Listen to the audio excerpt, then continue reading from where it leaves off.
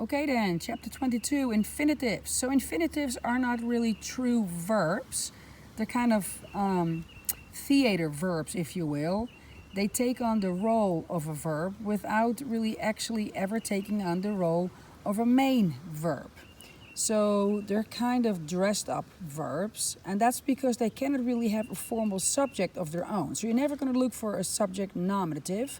We will actually use the accusative, and we'll get to that in a moment. And the infinitives are not alone in that. So we will also see, after we do the infinitives, that we're going to deal with participles, and both verb forms, if you will, we encounter also in the English language. So infinitives are verbs transformed to act as nouns, adjectives, or adverbs. So infinitives do not really show mood or person and number, and because they don't have person and number, they're not inflected, right? So we don't see those particular transitions and endings depending on who is doing what. And we don't have a degree of contingency because we don't have moods, all right? So we know them from English as well. We have English infinitives and we just add the word to in front of it. And so we have them in different kinds of tenses, past, present, future, perfect. So we are actually familiar with that. If you want to brush up on that, then check in the back of the book in the English section too and look up word groups. So let's go there. The reason that we talk about word groups is that when you talk about infinitives and then just a little bit about participles in upcoming chapters, we talk about concepts here that present themselves in phrases. So up to this point, we have talked about individual words like nouns and verbs and adjectives and articles and conjunctions, and they're always by themselves. But infinitives organize themselves in short phrases. And so word groups can be in a phrase or a whole clause, like a prepositional phrase or a verbal phrase. And we know clauses as being dependent and independent, right? From when you did conditional clauses. And when it comes to a verbal phrase, we subdivide them into infinitives and participles. So in this chapter, looking at infinitives. Now, let's check the morphology, the way they look. Since we don't have person and number, you're not going to see a paradigm. But they do have voice, like who is the performer of the action. So we have active, middle, passive forms. And so here you will actually see that. So we have for the second aorist and the first aorist, we have kind of varied endings. Of course, we have a present and a perfect. And then we have active, middle, and passive voices, and they look something like this. And so we observe some consistencies there in that the middle passives will always be sathai. Anytime you see that, you can bank on it, that you're dealing with a middle or a passive. Anytime you see a nai, you can bank on it that you're not dealing with a middle. It will always be an active or a passive. And anytime that you will see an ain or a sai, it's always an active. And so commit these to memory, but there's some things to go by then, right? And notice that your perfect will still have the reduplication, and your first aorist will still have your sigma, and your aorist passive will still have your theta eta. So those are the things that you can bank on, right? Now, we already know that we're going to deal with verbal constructs. And so in this case, the infinitive construct, you will always kind of have a major clue because you're going to see these endings, ein, nai, sai, and sathai. You'll pick up on those endings, right? Now, we're not dealing with moods, so they're non-indicative, and therefore aorist will not take augments. So the way that you will recognize an aorist is by, indeed, its ending, right? Remember, you can have a first aorist or second aorist, and so you just have to commit these endings to memory. So there we go again. And then other things still count. We're still going to see contracts, so you can see the circumflexes. We're still going to deal with liquids because the air still has the sigma. You're still going to deal with stops because we're still going to have words that are going to have stop reactions. And so we're still going to have deponents that affect the way that we translate voice, and we're always going to go for active voice, right? So we don't have inflections, and so we counted that with neuter nouns. Articles are going to be our best friends again. We're just going to really love articles. We're going to come up with a construct where we use the article in the neuter, ta, to, to, ta, and set up particular constructs that will help us later on with our translation endeavor. All right? Now remember, you can have some words in between there because word order doesn't matter. And so Stevens gives an example here where you have a negation, may, in between ta and fagain, from to eat, from fago. And so it still is considered to be a construction there.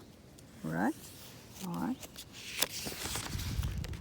Now, before I move on to some different purposes, I want to show you where we see that concept in action where infinitives are not the main verb. So this is a familiar passage here in Romans 12, where Paul says, parakalo un humas.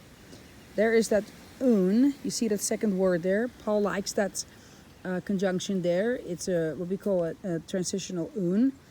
Therefore, so we bring it up front, post-positive, right? Therefore, I exhort y'all, adelphoi, brethren.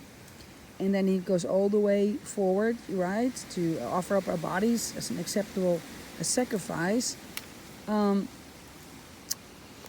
there is our infinitive, and I'll let you translate it on your own. But you see the ending psi, right? So here is an infinitive, but it's not really the main verb. So I want you to notice that. I want you to figure this out. You can put your English with it, because the exhort is going to be the main verb here, not this. And then notice that everything that follows here is also not a main verb, because a lot of, there's your spiritual, there's your latreo from liturgy there. And then he continues with the conjunction kai. He doesn't stop there. And he says, not to conform. And this is actually something that we haven't dealt with yet, but that's one of those participles. It's also a phrase. And then there is another participle, metamorphostai. The word metamorphos is in there. So, but to be transformed by the renewing of our nous, the renewing of our mind. So you see how this main verb here leads it, not the infinitive here, because all these other ones are just little verbals. So when you preach or give a devotion, you really cannot let your devotion be led by these other sorts of infinitive phrases or prepositional phrases, but look for the main verb. Paul says, I'm exhorting you. I really, really need you, therefore, to do this. And then you say, so what are we supposed to do? And then you can list these infinitives and you can list these participles. And that's the outflow of your lesson. All right, so that's kind of cool what we have here now. And so then the rest of the lesson kind of talks about the different ways that you can construct these infinitives. So why don't we kind of take a look at that, and I'll let you just kind of struggle with that in your assignments, okay? So you can combine a phrase with a preposition. And each time that you have a different phrase, it leads your translation.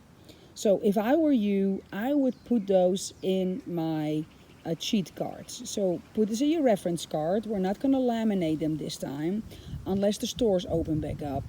But have those ready in a PDF. And I have a Bible here with some cards here that have been collected over the years. And you can see some of that. Here are some prepositions. I think I just now dropped it. I'm sitting outside here, so there's some wind here. But here are actually some infinitive adverbial constructions. And so look, you can see some prepositions in there, and a sense of purpose, result. And so you see here that these prepositions have been brought in there. So if I were you, I would design my cards, something like this, so you have it always with you. All right. And so you can have all sorts of relationships in there. Here you have it where it takes objects. Remember, it can take its own objects, direct and indirect. It actually can take a surrogate subject. Remember, it doesn't take a main subject, but when it does, it's not a subject nominative, but an accusative, which we're used to being the direct object. But in this case, it will be the surrogate subject.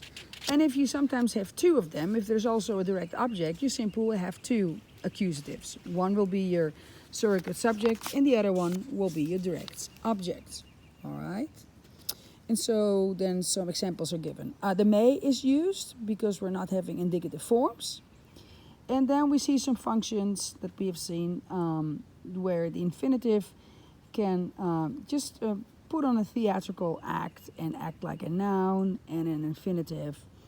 And then Stevens gives all sorts of examples of that.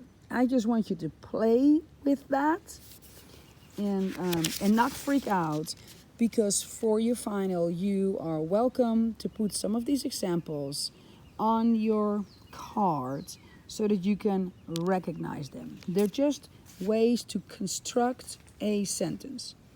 Something new here is the paradigm of dunamai is what we have here. Dunamai, I am able. So even though we are studying the infinitive, this is a straight up verb, and we just have to find a place to put them. So there you go. See that it's the ponent, right? And sometimes you will see that an infinitive is not complete. It says I'm able, and it kind of begs you to finish it and say able to do what, and so then you finish that. And then there's something about the placement of infinitives. Infinitives can also fulfill an adjectival role, just like you did with an adjective itself. A whole phrase can fulfill that role, so that's kind of cool. It can take on a substantival role, just like your adjective could. Now a whole phrase will do the same thing. And believe it or not, but a me can function as an infinitive. So without a mood, without person and number, but it can have a voice. So that's pretty cool. So how do you locate it? Well, you only locate tense and voice because we don't do mood and number. And so that's how you will then identify it. So give that a try, do your homework, and let me know how it goes.